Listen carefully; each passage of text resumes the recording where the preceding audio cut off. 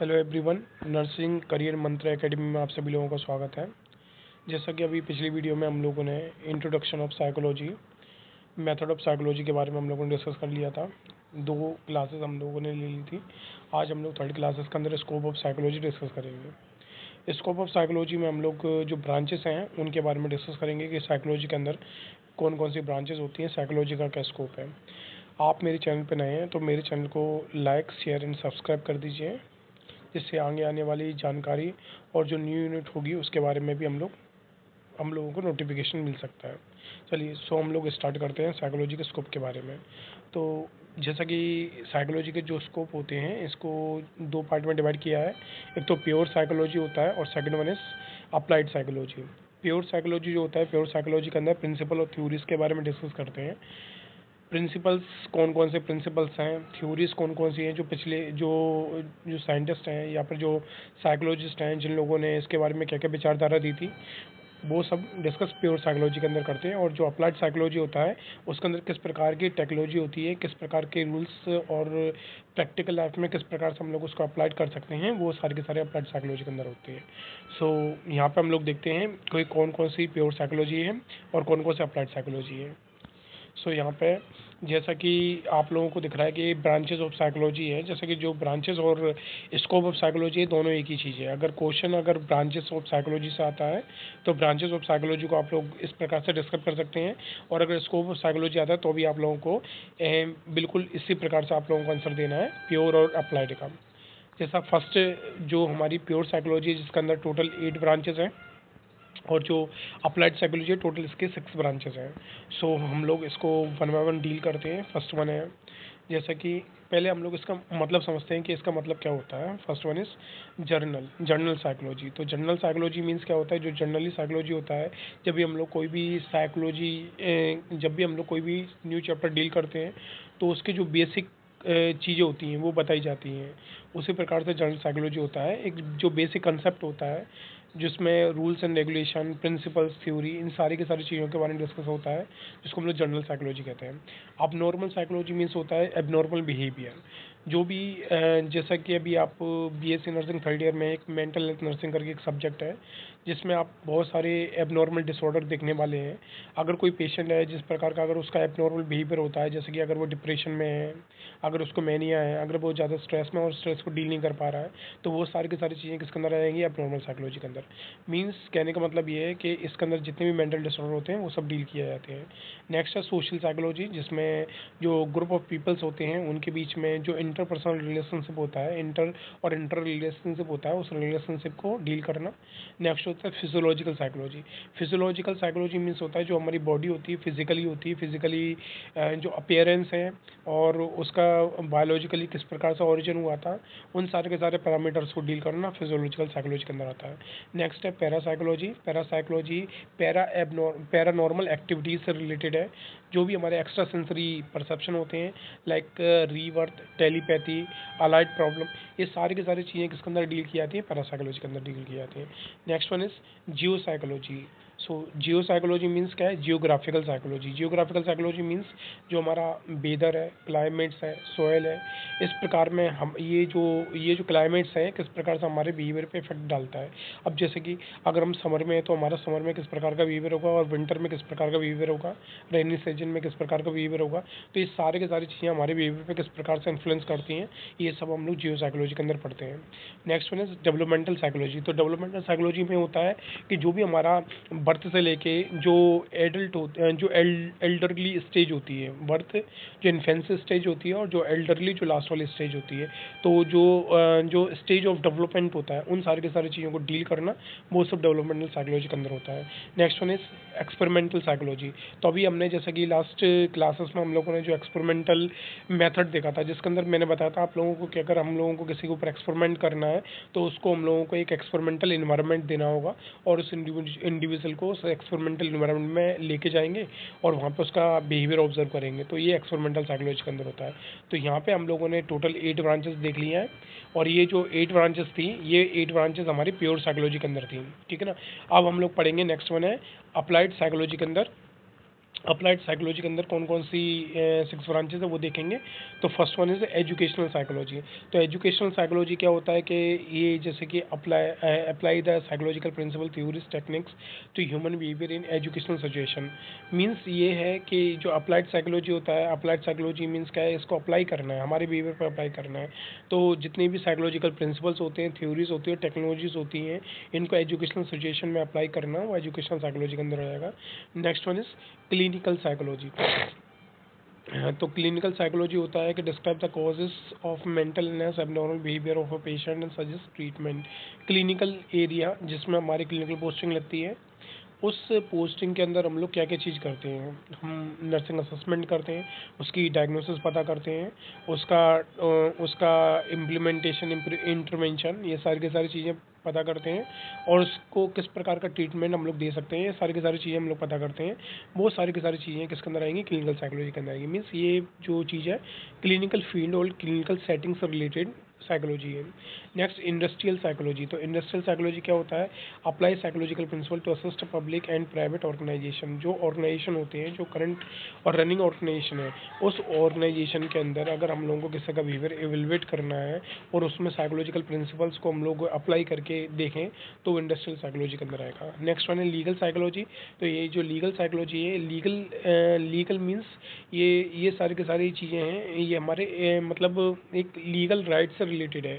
जैसे कि जो अगर कोई क्रिमिनल्स होते हैं या फिर जो विटनेस होते हैं, उनका किस प्रकार का बिहेवियर होता है, उनके बिहेवियर के ऊपर स्टडी करना। अगर हम लोग कोई लीगल डिपार्टमेंट में गए हैं, अगर कोई ऐसे प्रिजनर्स के साथ में डील कर रहे हैं, उसके बारे में हम लोगों को सारी चीज़ें पता है, तो उसके बिहेवियर किस प्रकार का है ना, तो वो चीज़ों को डील करना, वो सब लीगल साइकोलॉजी के अंदर आता है। Next one is military psychology. तो मिलिट्री साइकोलॉजी होता है how to keep the morale of the soldiers and citizens high during war times. तो मीन्स ये है कि जो मिलिट्री साइकोलॉजी होता है, जो मिलिट्री पर्सन होते हैं, जो आर्मी पर्सन होते हैं, उन सोल्जर्स का बिहेवियर किस प्रकार से हाईली मोटिवेटेड होता है, किस प्रकार से वो हम लोगों की सुरक्षा करते हैं, जो सिटीजन्स होते हैं, तो उनके बिहेवियर को डील करना मिलिट्री साइकोलॉजी के अंदर आता है। Next one is political psychology. तो पॉलिटिकल साइकोलॉजी होता है psychological principle and techniques in studying political and driving political gain.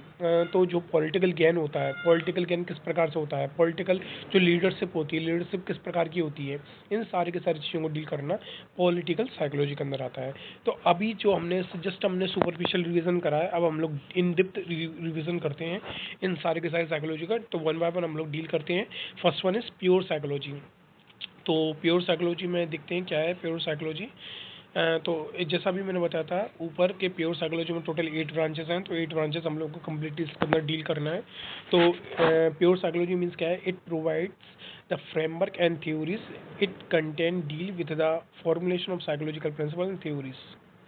It suggests various methods and techniques for the analysis and assessment, modification and improvement of behavior। तो means ये है कि ये जो pure psychology है, pure psychology किस चीज़ को deal करती है, जो भी साइकोलॉजिकल प्रिंसिपल्स होते हैं और जितनी भी थ्योरीज होती हैं, कौन कौन सी थ्योरीज दी गई हैं, किस प्रकार से जो बिहेवियर होता है, किस प्रकार से इंडिविजुअल का बिहेवियर इन्फ्लुएंस होता है, उन सारी की सारी चीज़ों को प्योर साइकोलॉजी के अंदर डील किया जाता है। और प्योर साइकोलॉजी का जो मेथड ऑफ असेसमेंट होता है, ये मेथड ऑफ असेसमेंट मतलब अगर हम लोगों को किसी का बिहेवियर असेस करना है, तो ये किस पैटर्न पे डिपेंड करता है, ये कुछ फॉलोइंग टेक्निक्स को डिपेंड करता है, जैसे कि एनालिसिस, प्रॉपर बिहेवियर के एनालिसिस करना है, असेसमेंट उनके बिहेवियर को पता करना है, मॉडिफिकेशन किस प्रकार का अगर कोई चेंजेस है उसको करना है।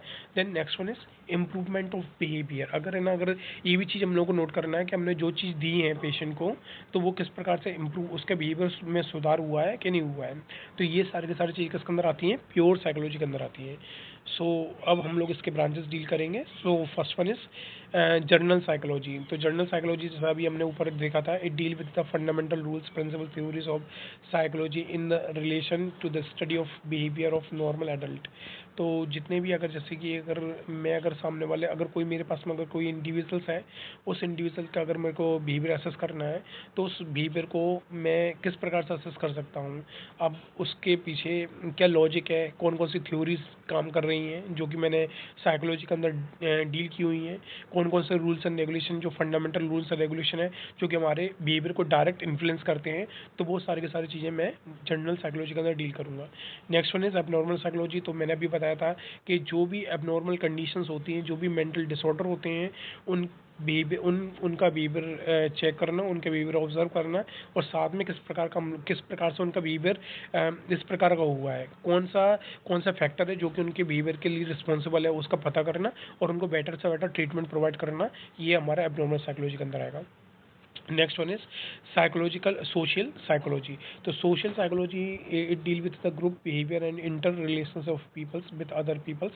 It studies various type of group phenomena such as public opinion, attitude, belief and crowd behavior. तो ये इनमें क्या होता है, जो हमारी सोसाइटी है, उन सोशल जो पीपल्स होते हैं, उन सोसाइटी में ग्रुप ऑफ पीपल्स का बिहेवियर ऑब्जर्व करना, और जो पब्लिक होती है, पब्लिक का कौन कौन सा ओपिनियन होते हैं, कौन कौन से किस प्रकार का एटीट्यूड होते हैं, किस प्रकार के जो बिलीफ होते हैं, है ना, और जो क्राउडेड जो ग्रुप ऑफ पीपल्स होते हैं उनका बिहेवियर किस प्रकार का होता है, किस प्रकार से हमारे सोशल नॉर्म्स को प्रभावित करते हैं, उन सारी की सारी चीज़ों को पता करना, वो सब किसके अंदर आता है, सोशल साइकोलॉजी के अंदर आता है। So next one is physiological psychology. This branch of psychology explain the biological and physiological basis of behavior. It concerns the structure and function of sense organ, nervous system, muscles, gland, underlying all behavior. तो physiological जो psychology होता है वो सब हमारे किस चीज़ से related, physiological organ से रिलेटेड है ना। तो फिजियोलॉजिकल ऑर्गन, इसमें क्या होता है कि इसमें स्ट्रक्चर और फंक्शन की स्टडी करना है। इसमें जैसे कि हमारे जो सेंस ऑर्गन होते हैं, सेंस ऑर्गन किस प्रकार से हमारे बिहेवियर को इन्फ्लुएंस करते हैं। अगर हमारा आँख है या फिर हमारे कान है, अगर हमारे कान अगर प्रॉपर फंक्शन नहीं कर रहे हैं तो हमको सारी चीज़ें अच्छी तरीके से सुनाई आएंगी। लेकिन अगर कान ने अगर काम करना बंद कर दिया, आँख ने देखना बंद कर दिया, तो किस प्रकार से हमारा बिहेवियर इन्फ्लुएंस हो सकता है। नर्वस सिस्टम बहुत सारी न्यूरो ट्रांसमीटर को रिलीज़ करता है। अगर वो न्यूरो ट्रांसमीटर सही तरीके से अगर रिलीज़ नहीं होंगे तो किस प्रकार से हमारे बिहेवियर इन्फ्लुएंस हो जाएगा। मसल्स का क्या रोल है हमारे बिहेवियर को मैनेज करने के लिए। जो बहुत सारी ग्लैंड्स होती हैं जिनको हम लोग एंडोक्राइन ग्लैंड कहते हैं, ये सारी की सारी चीज़ें हमारे किसके लिए रिस्पॉन्सिबल होती हैं, बिहेवियर के लिए रिस्पॉन्सिबल होती है। तो ये सारी की सारी चीज़ों को डील करना किसके अंदर होगा, फिजियोलॉजिकल साइकोलॉजी के अंदर होगा। Next one is parapsychology. तो पैरासाइकोलॉजी जो एक्स्ट्रा सेंसरी परसेप्शन होते हैं उनके बारे में जानकारी लेना, उसके जो रीवर्थ होते हैं, बहुत सारी चीज़ें होती है ना कि आपने सुना होगा कि पुनर्जन्म के बारे में, जो टेलीपैथी होती है, टेलीकम्युनिकेशन, जैसे कि मैं अभी यहाँ पे बैठा हुआ हूँ, दूर जाके मेरे को बहुत सारी चीज़ें दिख रही हैं, महसूस हो रही हैं, है ना। तो इन सारी की सारी चीज़ों को बात करना, उसको ही हम लोग पैरासाइकोलॉजी के अंदर डील करते हैं। Next one is Jio psychology. तो जियो साइकोलॉजी जैसे कि मैंने बताया था अभी कि वेदर, क्लाइमेट, सॉइल, इन सारी की सारी चीज़ें किस प्रकार से हमारी बिहेवियर को इन्फ्लुएंस करती हैं, ये किसके अंदर आएगा, जियो साइकोलॉजी, जियोग्राफिकल साइकोलॉजी के अंदर आएगा। Next one is developmental psychology. तो डेवलपमेंटल साइकोलॉजी क्या होता है कि जो डेवलपमेंटल साइकोलॉजी होता है, तो पर्टिकुलर स्टेज ऑफ डेवलपमेंट में किस प्रकार से इंडिविजुअल का बिहेवियर होता है, किस प्रकार से उसके फिजियोलॉजिकल स्किल होती हैं, किस प्रकार से उसके साइकोलॉजिकल स्किल होती हैं, ये सारी की सारी चीज़ों को डील करना, ये सब किसके अंदर आएगा, डेवलपमेंटल साइकोलॉजी के अंदर आएगा। मीन्स इसमें क्या होता है कि the process of growth and development in relation to the behaviour of an individual from birth to old age. तो इसमें जस्ट हम लोग बर्थ से लेके ओल्ड एज पीपल्स का बिहेवियर और उसके डेवलपमेंटल पीरियड को असेस करना, और वो डेवलपमेंटल पीरियड में पर्टिकुलर स्टेज के अंदर किस प्रकार से बिहेवियर होगा उनको नोट करना, वो सब डेवलपमेंटल साइकोलॉजी के अंदर आएगा। Next one is experimental psychology. तो एक्सपेरिमेंटल साइकोलॉजी क्या है, जैसा भी मैंने बताया था, this branch of psychology studies the way and means of carrying out psychological experiment by using scientific method. Experimental psychology do basis research in an effort to discover and understand the fundamental and general causes of behavior. They studies basic process such as learning and memory, sensation, perception and motivations. Means experimental psychology means अगर मुझे किसी individual का behaviour assess करना है और उसके बारे में मुझे ये चीज़ असेस करना है कि उसका बिहेवियर पर्टिकुलर सिचुएशन में किस प्रकार से काम करता है ना, तो मैं उसके लिए कोई एक्सपेरिमेंटल कंडीशन इम्प्लीमेंट करूँगा और उसके बिहेवियर को ऑब्जर्व करूँगा। तो ये हो गया हमारा एक्सपेरिमेंटल साइकोलॉजी। अब नेक्स्ट वन इज, अब हमारा सेकेंड ब्रांच आ जाएगा जिसका नाम है अप्लाइड साइकोलॉजी। तो अप्लाइड साइकोलॉजी मीन्स क्या होता है कि in applied psychology the theory generated through pure psychology find it practical shape. अभी हम लोगों ने जो प्योर साइकोलॉजी था उसके अंदर थ्योरेटिकल पोर्शन देखा था, और उस थ्योरेटिकल पोर्शन को हम लोग को क्या करना है, अपनी डेली लाइफ में अप्लाई करना है ना, उसको उसको क्या करना है, प्रैक्टिकल शेप देना है। तो वो सब किसके अंदर आएगा, आपका अप्लाइड साइकोलॉजी के अंदर आएगा।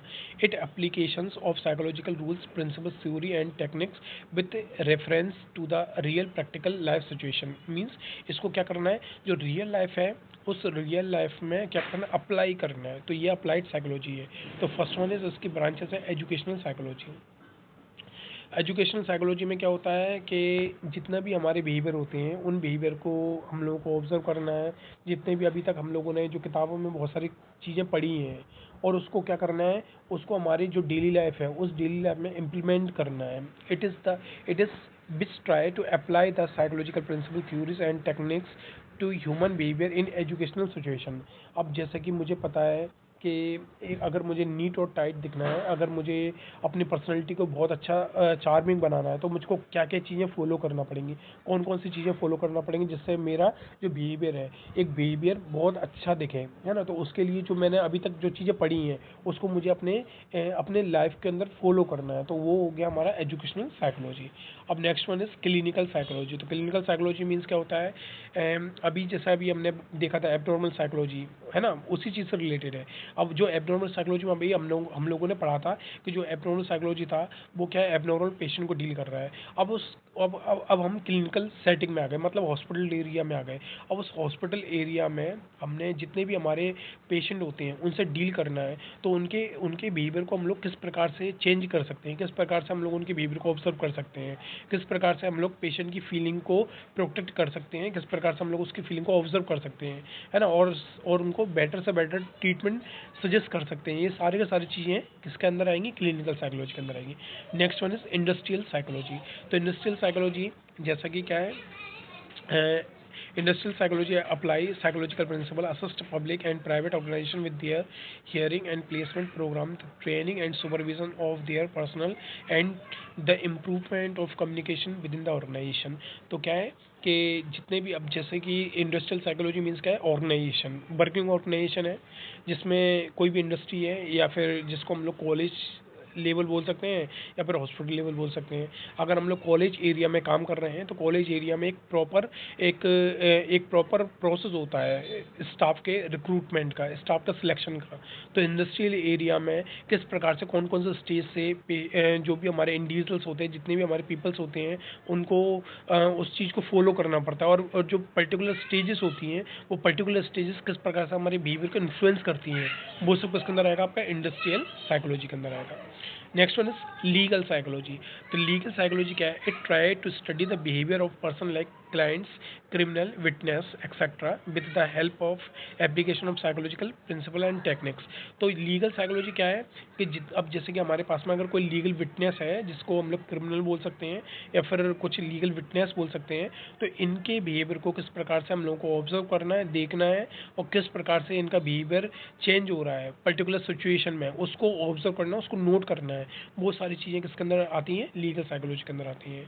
अब हमारा यहाँ पर रोल भी होता है, नर्सेस का एक रोल होता है एज अ एडवोकेटर रोल। तो ये हमको हमारे पेशेंट होता है और उसको उसको हमको प्रोटेक्ट करने का रोल, ये सब किसके अंदर आएगा, आपका लीगल साइकोलॉजी के अंदर आएगा। Next one is military psychology. तो मिलिट्री साइकोलॉजी किस चीज़ से रिलेटेड, अभी मैंने बताया था, जस्ट जो हमारे सोल्जर होते हैं उनका जो किस प्रकार का एटीट्यूड तो होता है, किस प्रकार का उनका बिहेवियर होता है ना। तो ये चीज़ किस प्रकार से उनके बिहेवियर को इन्फ्लुएंस करती है, वो सारी चीज़ें किसके अंदर आएगा, मिलिट्री साइकोलॉजी के अंदर आएगा।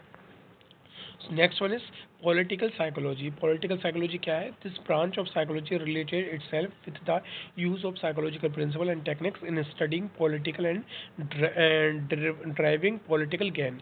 तो ये है political psychology. Political psychology means जो आपके लीडर्स होते हैं, लीडर्स किस प्रकार से हमारे साथ में होते हैं और किस प्रकार से हमारा सपोर्ट करते हैं, किस प्रकार से पॉलिटिकल गेन के लिए सामने वाली पार्टी को नीचा डाउन करते हैं। तो ये सब चीज़ें होती होती है पॉलिटिकल साइकोलॉजी। तो ये थे हमारे 6 प्रिंसिपल जो कि हम लोगों ने अप्लाइड साइकोलॉजी के अंदर देखे। तो आज हम लोगों ने स्कोप ऑफ साइकोलॉजी डील कर लिया है और हमने आज हमारा जो यूनिट फर्स्ट था, ये यूनिट फर्स्ट हमारा कंप्लीट हो चुका है, जिसके अंदर मैंने 3 क्लासेस के अंदर ये यूनिट फर्स्ट कंप्लीट करवा दिया है। अब ये यहाँ पे जो भी क्वेश्चंस हैं ये आपके ज़्यादातर एग्ज़ाम के अंदर मेथड ऑफ साइकोलॉजी से रिलेटेड क्वेश्चंस पूछे जाते हैं और आपके डेफिनेशन ऑफ साइकोलॉजी से रिलेटेड क्वेश्चंस पूछे जाते हैं और स्कोप ऑफ साइकोलॉजी से रिलेटेड क्वेश्चंस पूछे जाते हैं। बहुत मोस्ट इंपॉर्टेंट क्वेश्चंस होते हैं। अब जिन भी बच्चों को अगर ये पीडीएफ अगर आप लोगों को चाहिए तो वो बच्चे मेरी वीडियोस को लाइक और सब्सक्राइब करें और मुझे मैसेज करके आप ये पीडीएफ वगैरह मुझसे मांग सकते हैं। चलिए, थैंक यू।